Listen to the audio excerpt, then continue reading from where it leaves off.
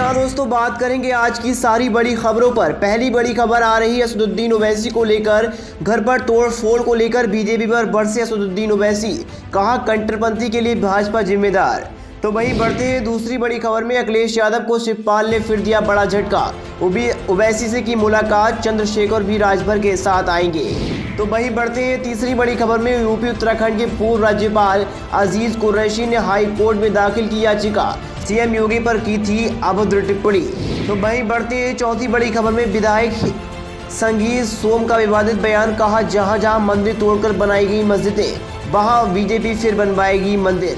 तो वहीं बढ़ते हैं चौथी बड़ी खबर में। राकेश टिकैत ने भाजपा को बताया देश का सबसे बड़ा गद्दार। बताएंगे सारी खबर विस्तार से। उससे पहले बता दें, आप इस वीडियो को लाइक करें, चैनल को सब्सक्राइब करने के बाद इस घंटी को दबाना बिल्कुल ना भूलें। बढ़ते हैं पहली बड़ी खबर में। एआईएमआईएम प्रमुख और सांसद असदुद्दीन ओवैसी के दिल्ली स्थित घर पर कुछ लोगों ने तोड़फोड़ कर दी। ओवैसी ने इसको लेकर भाजपा को जिम्मेदार ठहराया है। उन्होंने कहा है कि लोगों के कट्टरपंथी के लिए भाजपा को जिम्मेदार ठहराना चाहिए। पुलिस ने इस मामले में 5 लोगों को हिरासत में लिया है। बता दें, ओवैसी ने कहा है कि अगर किसी सांसद के घर पर इस तरह हमला होता है तो उसे इससे क्या संदेश जाता है। मैं शिवपाल यादव से मिलने आया था, वहां यूपी के इतने बड़े नेता थे। राजधानी दिल्ली के 24 अशोका रोड स्थित एआईएमआईएम सांसद असदुद्दीन ओवैसी के बंगले पर तोड़फोड़ का मामला सामने आया। वहां पर कुछ लोगों ने उनके नेम प्लेट ट्यूबलाइट को क्षति पहुंचाई है। नई दिल्ली के डीसीपी के मुताबिक मामले में 5 लोगों को हिरासत में लिया गया है। बता दें, आज शाम करीब 4 बजे हिंदू सेना के कार्यकर्ताओं ने ओवैसी के घर पर धरना प्रदर्शन कर कुछ तोड़फोड़ कर दी।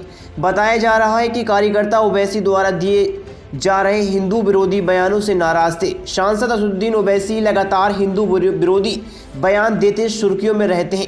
हिंदू सेना ने कहा है कि हिंदू विरोधी बयान के मामले में ओवैसी पर उत्तर प्रदेश का एक मामला भी दर्ज किया गया था और कुछ वर्ष पूर्व उनके भाई हिंदू विरोधी बयानों के कारण गिरफ्तार भी हुए थे।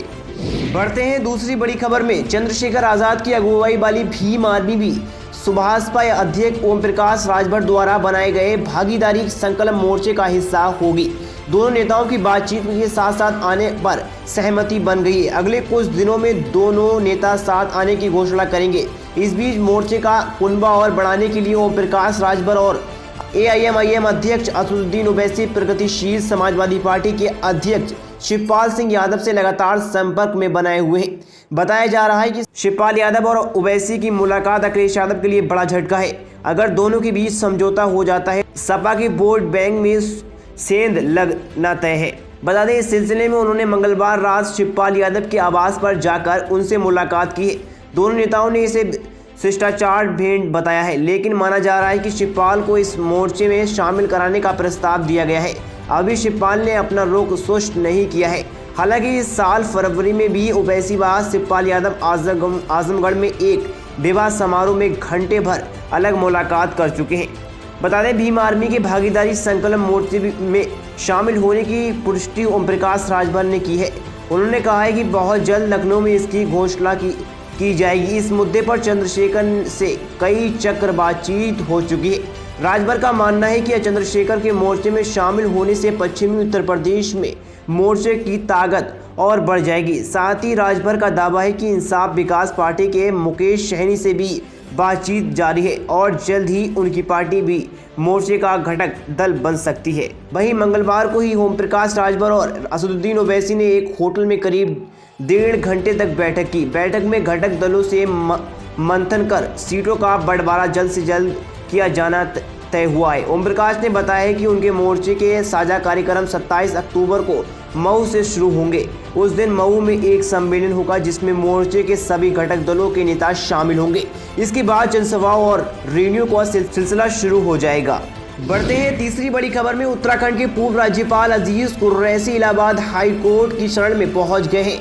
पूर्व राज्यपाल अजीज कुरैशी ने अपने विरुद्ध दर्ज प्राथमिकी को रद्द कराने के लिए इलाहाबाद हाई कोर्ट में याचिका दाखिल की है।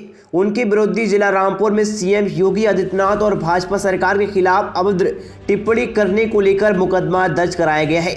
उनके खिलाफ बीजेपी नेता आकाश सक्सेना ने राजद्रोह के साथ अन्य धाराओं में मामला दर्ज कराया है। बता दें, पूर्व राज्यपाल अजीज कुरैशी ने मीडिया को बयान देते हुए कहा था कि योगी सरकार और आजम खान का प्रकरण जालिम और इंसाफ की लड़ाई है। इसके खिलाफ रामपुर की जनता को सड़कों पर आना चाहिए।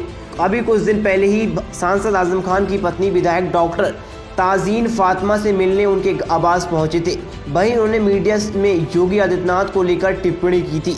भाजपा नेता आकाश सक्सेना ने अजीज कुरैशी विरुद्ध रामपुर के थाना सिविल लाइंस में मुकदमा दर्ज कराया है।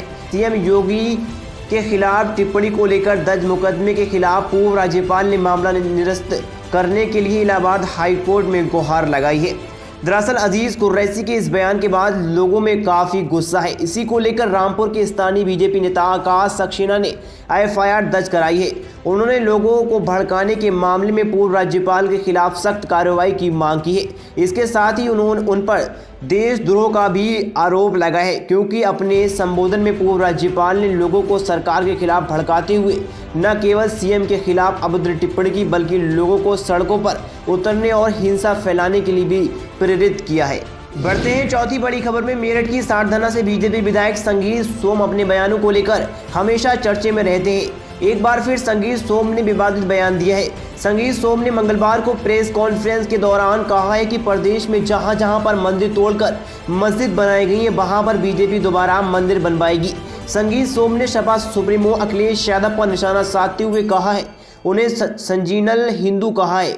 बोले, अपनी सरकार में संतों पर लाठीचार्ज करवाने वाले अब हरिद्वार जाकर संतों से माफी मांग रहे हैं। वहीं बता दें, प्रदेश में सरकार के 4.5 साल पूरे होने पर सभी 403 विधानसभाओं में विधायकों ने सरकार की उपलब्धि गिनाई है। मेरठ के सरधना सीट के बीजेपी विधायक संगीत सोम ने भी 150 पन्नों का चिट्ठा लिखकर प्रेस कॉन्फ्रेंस की। इस दौरान तमाम उपलब्धियां गिनाते हुए विवादित बयान देने के साथ ही समाजवादी पार्टी के अध्यक्ष अखिलेश यादव पर जमकर निशाना साधा। उन्होंने कहा है कि चुनाव आते ही बहुत से लोग सीजनल हिंदू बन गए हैं और सपा सुप्रीमो अखिलेश यादव तो भगवान विश्वकर्मा का मंदिर भी बनवाने का ऐलान कर बैठे हैं।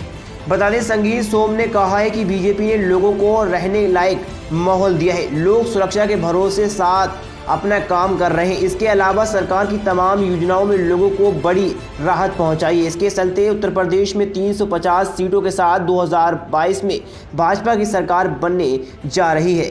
बढ़ते हैं अगली खबर की तरफ। केंद्र सरकार के 3 कृषि कानूनों के खिलाफ हरियाणा, पंजाब और यूपी के किसान बीते 9 माह से दिल्ली की सीमाओं पर धरना देकर प्रदर्शन कर रहे हैं। केंद्र सरकार के कृषि मंत्री नरेंद्र तोमर ने किसान संगठनों के नेताओं से बैठक कर उनकी मांगों को सुना और समस्याओं को समाधान के रास्ते खोज, मगर किसान सिर्फ इन तीनों कानूनों को सिर्फ खत्म किए जाने पर की मांग कर रहे अड़े हैं। बता दें, ठंडी, गर्मी और बरसात के महीने बीत चुके हैं, मगर किसान धरना स्थल खाली करने को तैयार नहीं है। 26 जनवरी की घटना के बाद से पूरी दुनिया में किसानों के प्रदर्शन को लेकर आलोचना हो चुकी है। कई विदेशी सेलिब्रिटीज ने भी आंदोलन को समर्थन किया है। बता दें, भारतीय किसान यूनियन के नेता और राष्ट्रीय प्रवक्ता राकेश टिकैत आंदोलन से किसानों को जोड़ने के लिए महापंचायत और सम्मेलन करते रहते हैं। 5 सितंबर को यूनियन की ओर से किसान महापंचायत का भी आयोजन किया गया था, जिसमें काफ़ी संख्या में किसानों ने हिस्सा लिया था। महापंचायत के बाद राकेश टिकैत ने कहा था कि ये किसान आने वाले समय में सरकार को बदल कर रख देंगे। इस बीच केंद्र सरकार की ओर से किसानों के हित के लिए एमएसपी में बढ़ोतरी भी की गई। राकेश टिकैत ने उसकी भी आलोचना की। वो बढ़ाई गई एमएसपी को लेकर भी आलोचना करते रहे और ट्विटर पर लिखते रहे। बता दें, अब एक बार फिर उन्होंने केंद्र सरकार को आड़े हाथों लिया है और अपने ट्विटर हैंडल पर फिर से ट्वीट किया है। अपने ट्विटर हैंडल से ट्वीट करते हुए उन्होंने लिखा कि आंदोलन से बदलेगी देश की व्यवस्था, सरकारी संस्थाओं को बेच रही है सरकार। क्या भाजपा के पास हर हर महादेव का पेटेंट है? हम भगवान राम के वंशज हैं, हमारा गोत्र रघुवंशी। हरियाणा में अधिकारियों ने सर फोड़ने का तालिबान आदेश दिया।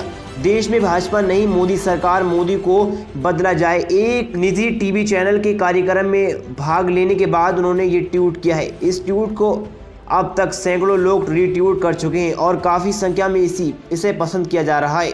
इससे पहले उन्होंने एक और ट्वीट किया था जिसमें उन्होंने लिखा था, हम स्टार नहीं बल्कि हल चलाने वाले किसान हैं।